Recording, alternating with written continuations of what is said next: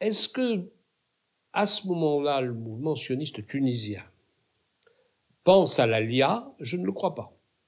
Ce sont des gens qui revendiquent un État juif, ce sont des gens qui revendiquent une citoyenneté d'un État juif, mais ce ne sont pas des gens qui disent on va mettre la clé sous la porte, on va partir, on va quitter la Tunisie, à part une minorité.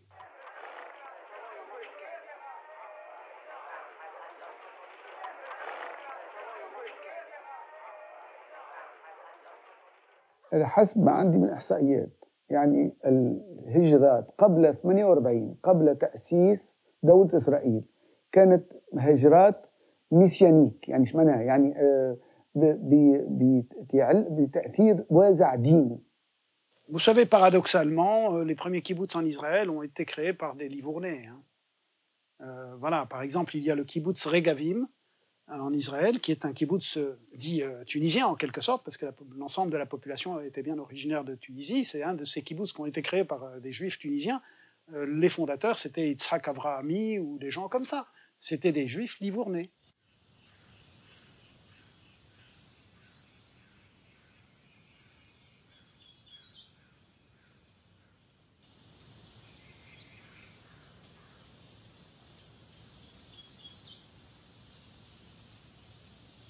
C'était pas encore la Aliyah d'un grand groupe, mais ils ont envoyé 4, 5 ou 10 personnes voir, tâter le terrain, comme on dit, voir comment ça se passait en Israël pour les gens.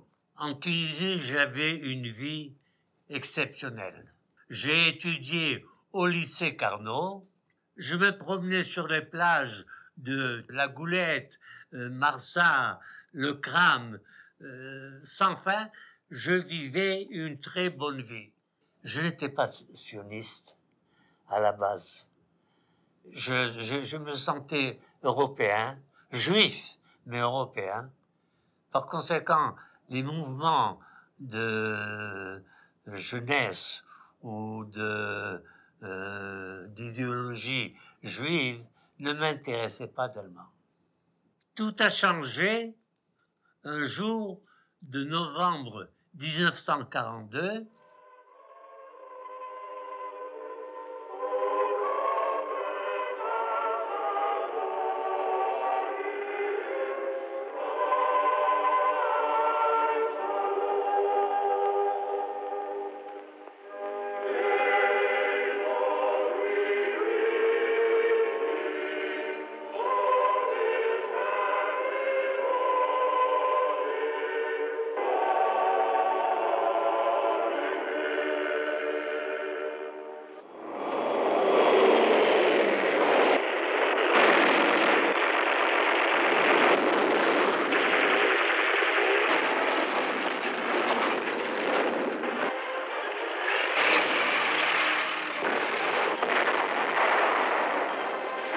تونس البلد الوحيد اللي عرف احتلال ألمانيا خلال 6 أشهر، ديسمبر 42 إلى ماي 43.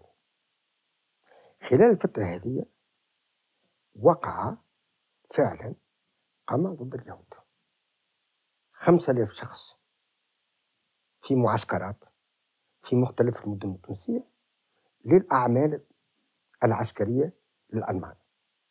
وقع فيها نوع من التعنيف، فما في بنزرت كان عنف أكثر، وجزء منهم هما وقع ترحيلهم إلى معسكرات الإبادة في ألمانيا عدد قليل. Évidemment, il y a la grande rafle du 9 décembre à Tunis, qui est un événement terrible où prise d'otages des chefs de la communauté juive. Nous la commémorons chaque année à Paris, et même à Tunis maintenant, elle commence à être commémorée.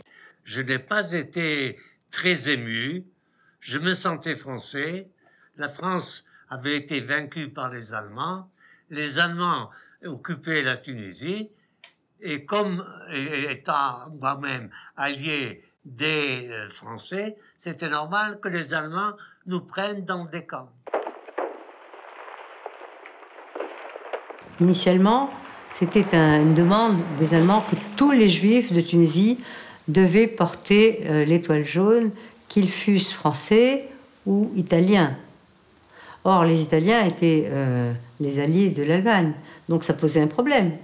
Comment des alliés peuvent porter l'étoile jaune alors qu'ils sont alliés de l'Allemagne? C'était un problème. اليهود القرنة وقعت حمايتهم من طرف القنصلية الإيطالية باعتبارهم إيطاليين وباعتبارهم يساندون السياسة الإيطالية، لأن معظمهم يريدون أن تكون إيطاليا هي التي تحتل البلاد التونسية. وهذا ما جعل السلطات الفرنسية أن أول عملية قامت بها في ماي 1900 الجنرال جوان في ماي 1943 أنه أصدر قراراً بمصادرة أملاك الإيطاليين وخاصة اليهود الإيطاليين. Il y avait des enjeux politiques très particuliers en Tunisie. L'Italie, qui avait été toujours, disons, une nationalité sacrifiée dans les jeux politiques en Afrique du Nord, rêvait de se venger, de trouver une revanche contre la France et de gagner la Tunisie à la fin de la Seconde Guerre mondiale. Dans cette perspective géopolitique, la population italienne devait être renforcée et protégée. Donc, toute persécution de la part des Français ou même de la part d'un allié comme l'allié allemande était à éviter à tout prix, tout en restant quand même d'accord sur la persécution de l'autre partie de la population juive, celle tunisienne, contre laquelle les autorités italiennes ne posent aucun problème, aucune opposition.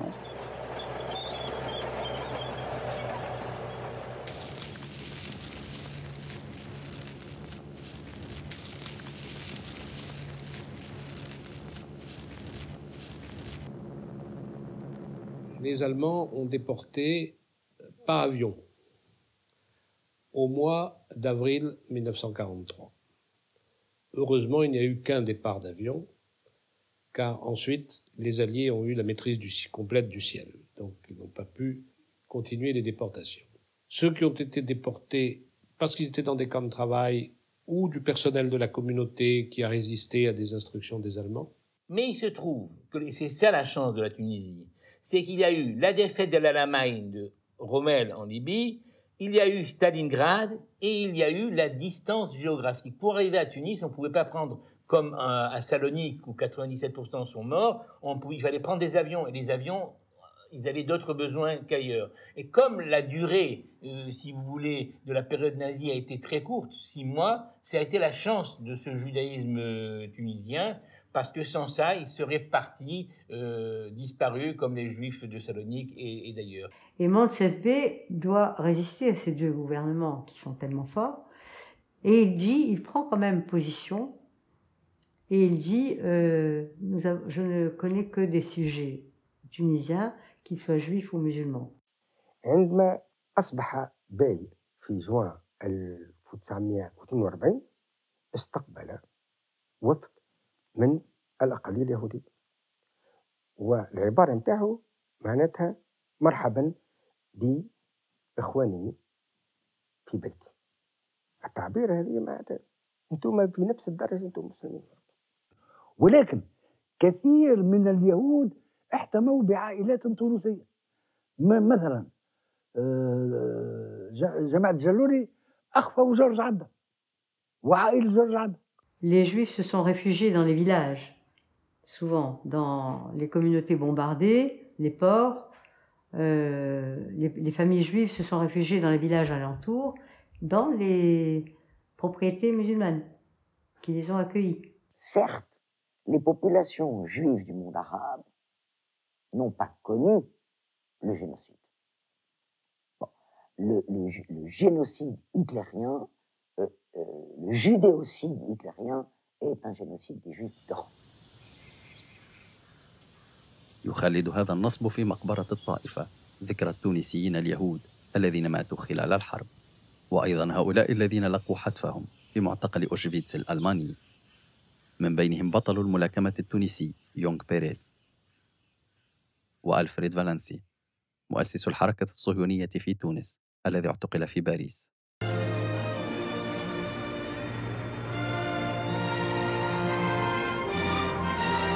Still, the piston pushed relentlessly on. April the 10th, Sfax fell. April the 12th, Sousse. And on April the 20th, After exactly 30 days of fighting in pursuit, the 8th Army had driven the enemy into the hills beyond Enfidaville.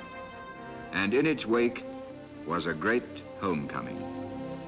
الجالية الفرنسية كان موقف ضد اليهود كلها، ليس فقط الإقامة العامة اللي هي تبع الفيشي وتطبق في أوامر، بما في ذلك الجرائد المختلفة المترددة والحملات اللي قامت بها ذلك الاتجاه اليميني اللوبي الاستعماري الفرنسي ضد اليهود. Le gouvernement et les instances comme le commissariat aux affaires juives étaient tout à fait favorables au plan allemand.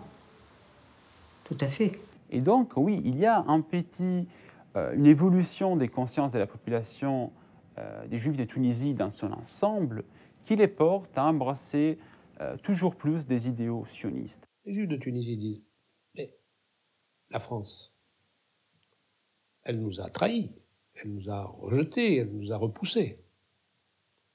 Est-ce que cet amour qu'on avait pour la France, cette volonté de nous assimiler, d'adhérer à la France, est-ce que, finalement, c'était une bonne chose? Je vais vous donner un exemple. Avant 1940, 80% des bacheliers, 90% des bacheliers se naturalisaient français. Quand vous regardez le chiffre de naturalisation française entre 1945 et 1956, ça représente même pas 50 personnes. On s'est dit que si, quand les Allemands nous ont pris au camp de travaux, personne n'a pu faire quelque chose pour nous, il fallait que nous cherchions notre propre solution, et c'est comme ça que nous sommes devenus sionistes. À commencer par des cours d'hébreu où on voulait s'identifier comme juif, et c'est poursuivi par un mouvement actif sioniste. Le génocide des Juifs d'Europe a eu un écho traumatique dans toutes les populations juives et a donné une force au mouvement sioniste qu'il n'avait pas eu avant. التحق عدد من التونسيين اليهود بالحركة الدستورية المناهضة للاستعمار، ولكن المنتفع الرئيسي كان التيار الصهيوني. انتقل من الفكرة إلى التطبيق وبدأ الحديث عن الهجرة إلى فلسطين. Dans l'entre-deux-guerres, il y a eu la création du Bétar et de la Shomer HaTzaïr. Après la Seconde Guerre mondiale, on va voir d'autres mouvements sionistes, le Noir Hatzioni, le Bnei Akiva, qui vont aussi se créer et qui vont être des viviers, si vous voulez, pour la Aliyah. Et généralement, dans ces mouvements de jeunesse, il y a ce qui s'appelait la Hakshama, c'est-à-dire la réalisation. On leur disait qu'au bout d'un certain temps dans le mouvement, ils devaient partir en Israël. Et s'ils ne partaient pas en Israël, ils quittaient le mouvement. La première chose, on a dit en Israël, on n'a pas besoin d'étudiants, on a besoin de gens qui travaillent la terre. Alors, on va faire un centre d'apprentissage agricole, une archara, et là-bas, on va apprendre le travail de la terre. Et effectivement, j'ai été parmi les premiers qui ont négocié l'ouverture d'une archara. De temps en temps, la direction du mouvement nous envoyait un télégramme ou un appel avec le groupe qui va quitter maintenant vers Israël. On veut de l'archara, un tel, un tel, un tel. Ils choisissaient les gens qu'ils voulaient, qui sortaient de l'archara, se joignaient à la Aliyah et montaient avec tout le groupe. المرحلة التالية كانت تشكيل وحدات دفاع مسلحة، الهجنة، جمع السلاح والتدرب في معسكرات صغيرة سرية في مدن مثل تونس وصفاقس وجابوس. Je dirais que la Haganah n'a eu son rôle qu'au lendemain de la Seconde Guerre mondiale, où on a commencé à trouver, il y a eu des gens qui étaient chargés de trouver des armes un petit peu partout, dans le sud tunisien en particulier, des armes laissées par les Allemands. كان جاد شهار حينها من بين مؤسسي الهاغانا في تونس. J'ai fait une préparation militaire française. Il faut dire qu'à cette époque, il y avait déjà des missionnaires de Palestine qui venaient aussi nous aider dans ce camp-là, à l'usage des armes, à la conduite militaire. Notre but était pour arriver en Israël, pour savoir déjà nous servir des armes, pour lutter avec les combattants pour la liberté d'Israël.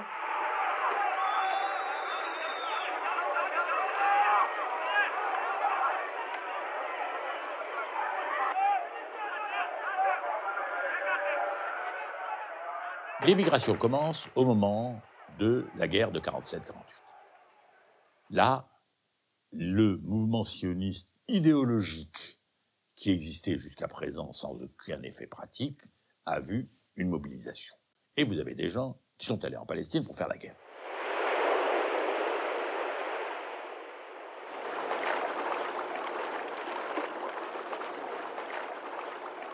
On n'avait pas exactement une idée de ce que c'était Israël.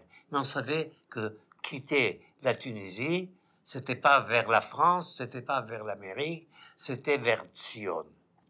C'est de cette façon que le mouvement sioniste en Tunisie, qui a commencé par très peu de gens, s'est élargi et est devenu, a donné une immigration de masse. The Middle Eastern Arabic nations were in violent opposition, and when Israel was voted a membership, they walked out in a body. For the rest of the day, their seats remained empty, but they returned the next morning to no further incident. Thus, history was made as the Jewish state of Israel was born.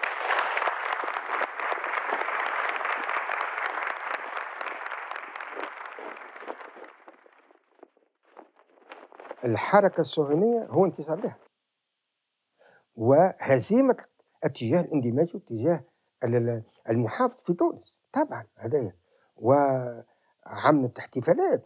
Il y a le sentiment, il se passe quelque chose. Il y a un vieux rêve ancestral. Même si on ne le partage pas, c'est un rêve qu'ont porté nos ancêtres, nos grands-parents. Bon. Donc il y a un engouement, c'est vrai, pour l'indépendance d'Israël. Et il y a des tentatives importantes de départ et une première vague d'immigration. La création de l'État d'Israël a changé la donne d'une façon extrêmement importante. Pourquoi?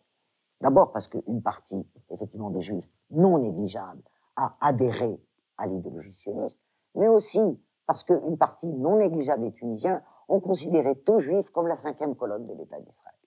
Même les Juifs qui étaient antisionistes.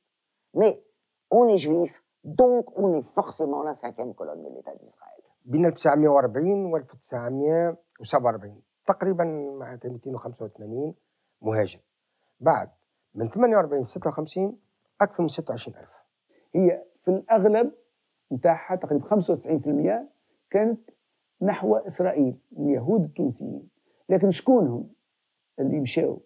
Les moins scolarisés, et puis les plus pauvres aussi. Les années d'après-guerre ont été très difficiles. Alors, il y a eu cet appel. Il y a eu aussi un messianisme religieux, c'est-à-dire, ça y est, l'État d'Israël est créé, c'est le pays du miel, etc. J'ai vu des membres même de ma famille élargie, des cousins à ma mère, qui y ont cru, qui ont plié bagages et qui sont allés là-bas où ils ont cassé des pierres. Et le réveil a été assez dur. Quand nous sommes venus en Israël, nous étions très préparés à ce qu'ils attendaient ici. C'est pas que ça a été une surprise et on ne savait pas quoi faire. On savait exactement où on venait. Et ils sont accueillis dans des camps de fortune et dans une misère complète. C'est plus du tout comme aujourd'hui. Et tout de suite, on les met au travail. Un de mes cousins, qui était dans les souks bijoutiers à Sousse, il arrive, on lui dit « Qu'est-ce que tu fais ?» Il dit « Quel est ton métier ?» Il dit « Je suis bijoutier. » Très bien, tu vas travailler dans l'usine de plastique. اللي مشاو زاد إسرائيل عملوا تقارير أيضا حول استقبالهم غاديك وظروف العيش نتاعهم هما غاديك فهمتني؟ معناتها ذاك الحماس الديني قص شويه، لان ظروف اسرائيل في الاندماج نتاعهم هما ودخولهم في الحياه العامه لبناء في اطار التكوين في صعوبات كبيره جدا بالنسبه لهم هما. Une cousine qui était en même temps une amie, qui est partie, elle devait avoir 10 ou 11 ans, et donc sa scolarité a été interrompue. Et son père, qui avait une boutique au souk, c'était pas la grande prospérité, c'était une toute petite boutique, lui, il croyait vraiment que le lait et le miel coulaient à flot. Ils sont partis, ils ont vraiment cassé des cailloux, et ils ont vu des cadavres d'Arabes dans les jardins, donc ils ont vu la résistance arabe. Et elle n'a pas tenu le coup, elle s'est fiancée avec quelqu'un originaire de Sfax, elle est revenue en Tunisie. Donc ils ont vu là une opportunité de sortir de leur situation, comment dire, de gens indigents, en fait, de gens pauvres et malheureux, sans travail, etc. Donc certainement qu'on peut trouver là l'explication de ce choix. Tout État a besoin d'un prolétariat. Le prolétariat juif européen était parti en fumée au sens propre du terme. Il avait été brûlé dans les camps de la mort. Où est-ce qu'il y avait des juifs? Dans le monde arabe. Ben Gourion décide de faire appel aux juifs du monde arabe. Et il le déclare publiquement. À ce moment-là, il y a une vague de protestations. Jamais nous ne laisserons ces sauvages rentrer chez nous et constituer, se mêler à nous pour notre nation. Ils ne sont pas comme nous. Et puis, quand ils voient arriver ces populations des pays arabes, qui sont souvent vêtues à l'ancienne, qui ne sont pas vêtues à l'européenne, qui ne parlent pas hébreu ou très mal, qui sont sans formation, ils se disent, mais on nous envoie une population qui va nous retarder notre propre développement. C'était des Européens. Et donc, ils partageaient avec le reste des Européens une idéologie de la supériorité, d'une certaine façon.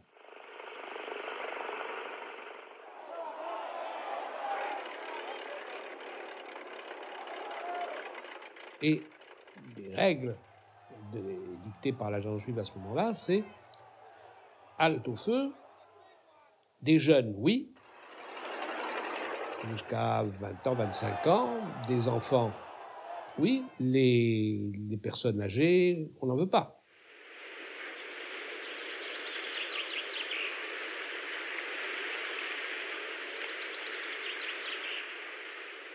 Ça a été le développement de l'Aliyah des jeunes, l'Aliyah Tanoar, c'est-à-dire des enfants de 12 à 17 ans, mais ça a été à un moment coupé par un événement tragique qui a marqué l'histoire d'Israël, de la Tunisie et de la Norvège.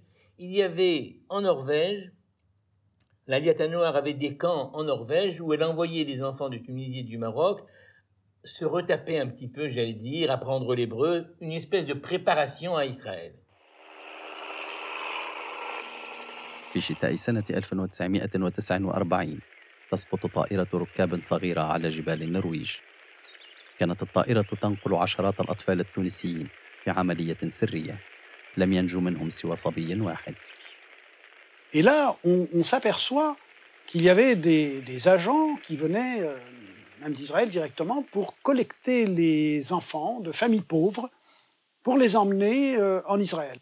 Des enfants qui sont sélectionnés par les organisations sionistes, par les mouvements sionistes, avec l'accord des parents, parce que les parents sont des pauvres gens qui disent « nous, on ne peut pas partir, on nous refuse, mais nos enfants vont partir, ils vont refaire leur vie, ils vont aller en Norvège, ils vont se refaire une santé, les Israéliens vont être contents puisqu'ils veulent des enfants en bonne santé, etc. Et de Norvège, ils vont aller en Israël, ils ne reviendront pas. »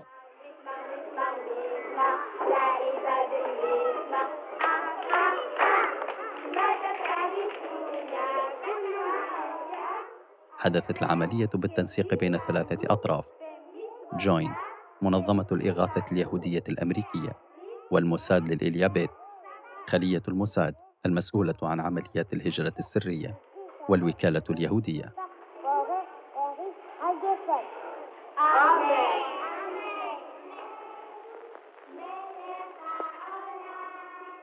Et ils ont envoyé de France une personne qui s'appelait Mademoiselle Gozlan. Son père était originaire d'Algérie, mais elle avait vécu petite en Tunisie. Mais on ne peut pas créer en Tunisie un mouvement pour l'émigration des Juifs, comme ça. Donc le joint américain l'a prise comme si c'était une auxiliaire du joint. Comme le joint a financé l'ALIA, il y avait des liens entre l'agence juive et le joint. Represented by the Joint Distribution Committee of the United Jewish Appeal. Now a torrent of help poured into the Mellah. Food for the hungry, medicine to fight sickness, education for those who would learn, and the darkness began to lift.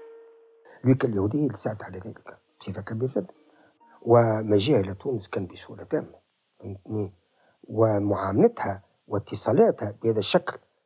Et à partir des années 52-53 sont arrivés d'Israël des shlichim, donc des émissaires d'Israël, qui eux étaient chargés d'encourager la montée vers Israël. The doctor, he who inscribes the papers, the photographer, all have much to do to prepare for the day of departure. There are other duties to be attended to. A farewell visit to the graves of the fathers.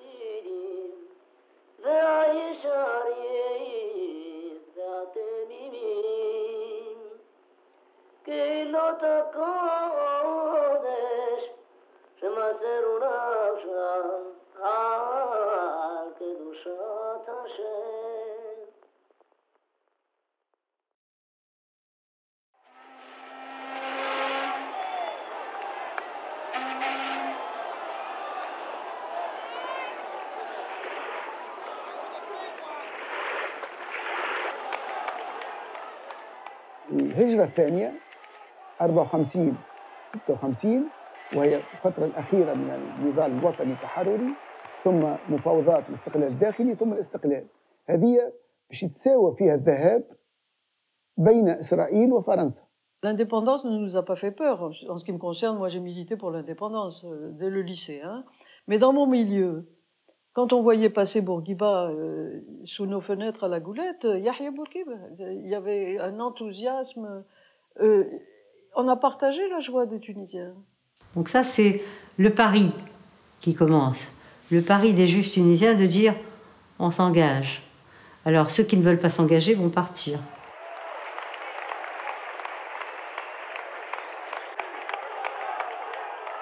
Des gens de gauche, comme on dit, aussi bien communistes que socialistes, ont été pour la décolonisation et ont appuyé le néo-destour.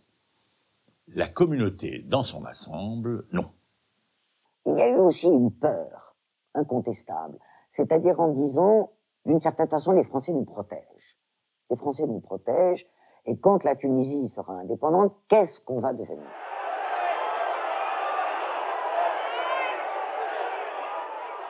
خشي البعض أيضا أن تحظر الحكومة الجديدة سفر المواطنين اليهود كما فعل الملك المغربي. ساد الخوف والترقب برغم أن زعماء الطائفة كانوا في استقبال الحبيب بورقيبة العائد من منفاه. Il y a eu en 1956 deux événements particuliers. Au lendemain de 56 et 58, il y avait des émissaires tunisiens, israéliens à Tunis.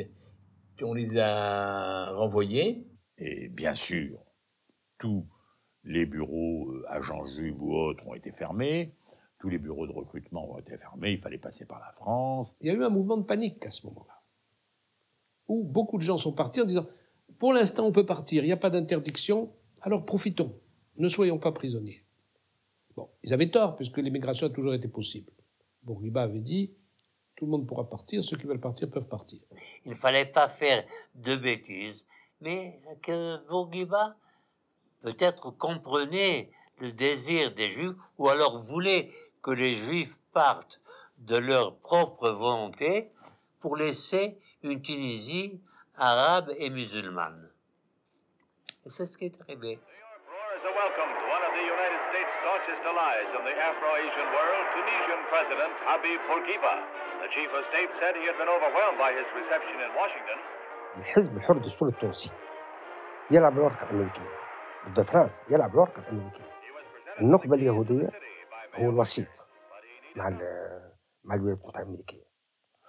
دونك عمل المستحيلات، قام بقناعة زادة، قام باندماج النخبة اليهودية في المحادثات للاستقلال الداخلي.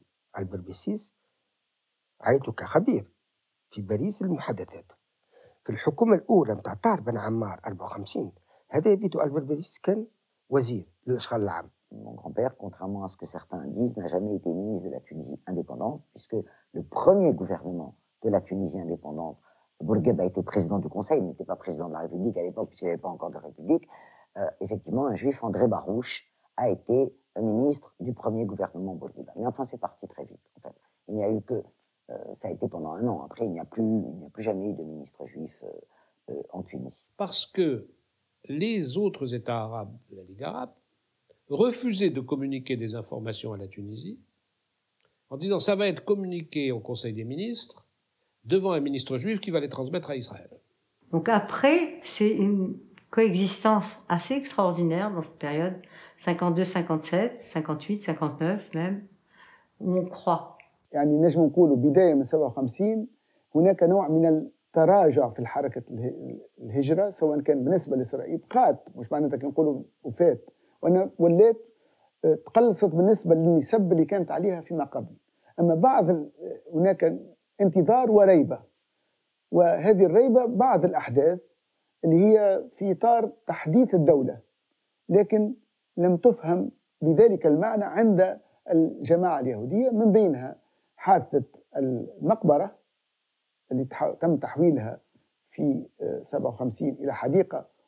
عندما بورقيبة جاء وقام بحل المؤسسة اليهودية، عنده مؤسسة خاصة بها، حلها وهو كسلطة يعين الحبر الكبير، لكن ما قامش بورقيبة على اليهود برك، على كل المؤسسات الإسلامية.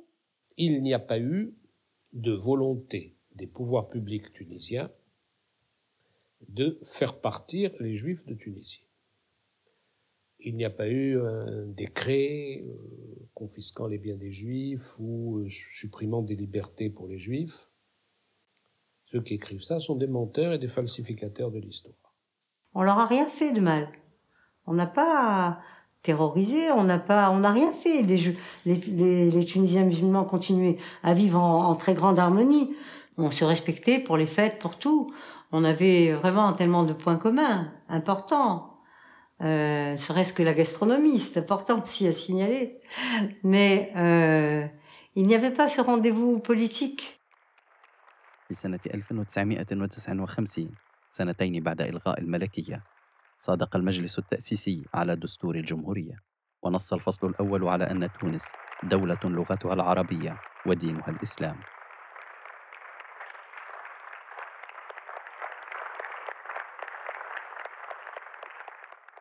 La langue du peuple était l'arabe, la religion était l'islam. On ne faisait que énoncer une évidence. Donc je n'étais pas contre l'article 1, auquel Bourguiba n'a pas jamais résisté. في النقطة من النقاط نتاع الدستور يعطي حرية للدينية لليهود في تونس، ووقع جدل كبير جدا من بين الزيتونيين شيوخ الزيتونة وبورقيبة في المجلس حول هذه النقطة بالذات. في الوظيفة العمومية ليس هناك معيار ديني. Je pense que Bourguiba, lui, souhaitait une Tunisie plurielle. Son souhait était celui-là. Mais pour lui, ce n'était pas une priorité. Bon, donc il a laissé faire. Moi, je l'ai entendu dans mon enfance, combien de fois cette espèce d'ambiguïté. Oui, bien sûr, vous êtes tunisien, mais vous n'êtes pas tout à fait tunisien. Mais alors, je dis, moi, je me suis battu pendant 20 ans, au risque de ma vie, pour que la Tunisie soit indépendante, et maintenant, j'ai plus de place. Et ils étaient d'autant plus réfractaires à cette idée que leur référence culturelle en matière constitutionnelle était la France. Inquiets aussi sur les institutions qui sont fragiles. Vous n'êtes pas sûr qu'il y aura un état de droit. Et vous n'êtes pas sûr d'être protégé par le droit français. Alors l'affaire de Bizerte, à cet égard, est très importante. Il y a beaucoup de Juifs qui sont partis après l'affaire de Bizerte. تنشب المعارك في مدينة بنزرت في سنة 1961 بين المواطنين التونسيين وجنود آخر قاعدة عسكرية فرنسية في البلاد، ويسقط أكثر من 1000 قتيل تونسي. المؤرخين يقولوا أنه ممكن بعض الجنود اللي شاركوا في حرب بنزرت من الفرنسيين كانوا يهود، فلذلك قد يكون بعض العشرات من اللي هما من ذوي الجنسية الفرنسية، لكن وقع تضخيمها بشكل كبير على أساس كونوا اليهود هم لا 5e كولون، يعني هي الطابور الخامس.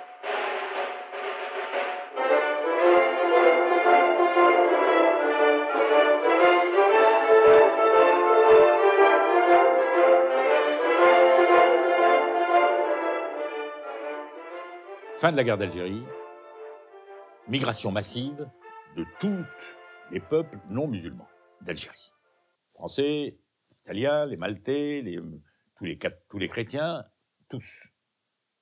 Les Juifs sont des Français là-bas, ils partent avec dans le même mouvement. Vous savez, c'est comme si c'était en Tunisie. Faut le sentir.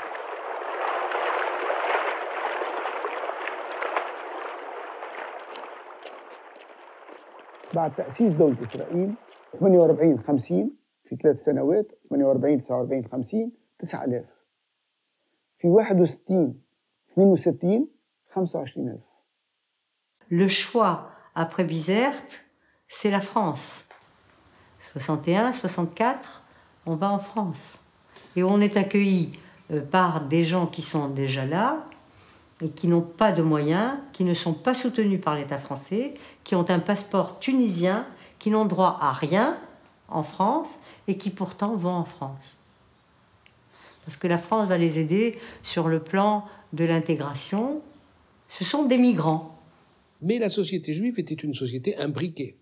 Souvent, le mari était français, la femme était tunisienne. Donc on part aussi. Et les autres se retrouvent seuls. Ils ne sont pas nombreux dans une ville comme Bizerte, donc ils partent.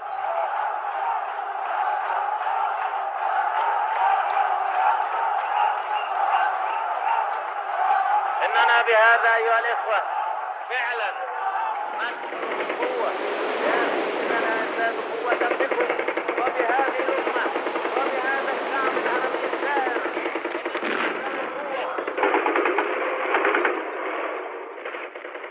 En 67, les Tunisiens ont commencé à percevoir l'échec des armées arabes comme leur propre échec. Et les Juifs, exactement l'opposé. Je suis venu à Tunis l'été 67, et j'ai eu la surprise de voir des gens que je connaissais bien et qui étaient absolument apolitiques, des Juifs, fermer la fenêtre au moment du repas et brancher la radio qui leur permettait d'écouter ce qui se passait en Israël. Là, je suis tombée des nues.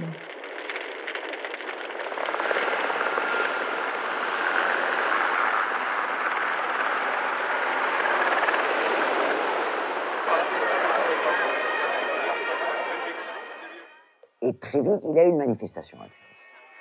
Et une partie des milices d'historiennes a réorienté la manifestation vers les endroits où il y avait des boutiques juives, etc.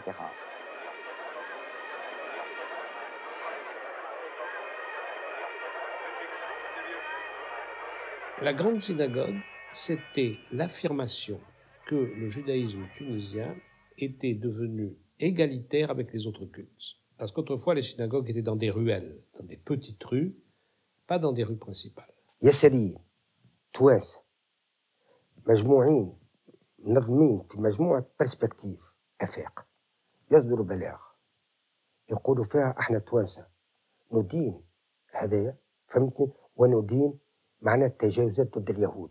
Ce qui s'est passé le 5 juin est le résultat d'un délitement progressif aussi de l'influence du nationalisme arabe sur une partie de la jeunesse tunisienne, qu'il ne faut pas nier, et de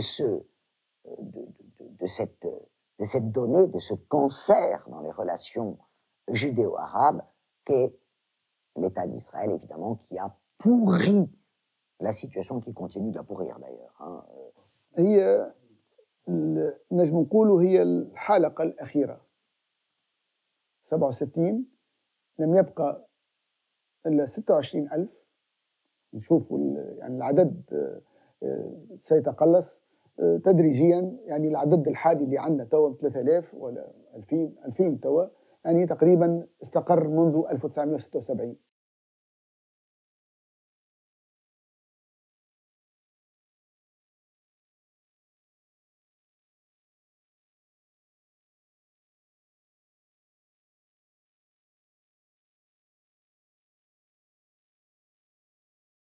La guerre des 6 jours n'a rien fait.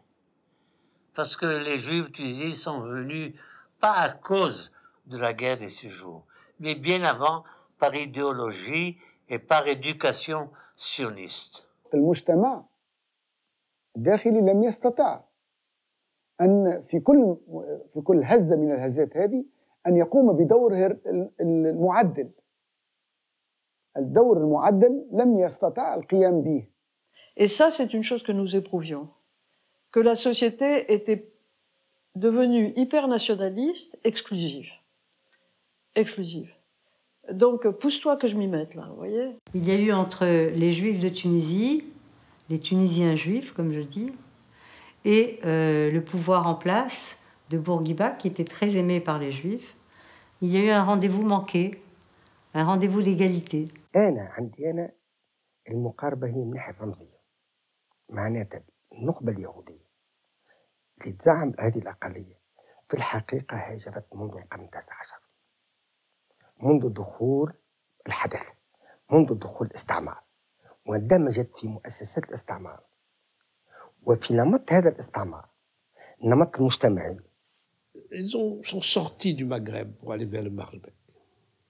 Ils sont sortis de l'Orient pour aller vers l'Occident. Leur départ était inéluctable.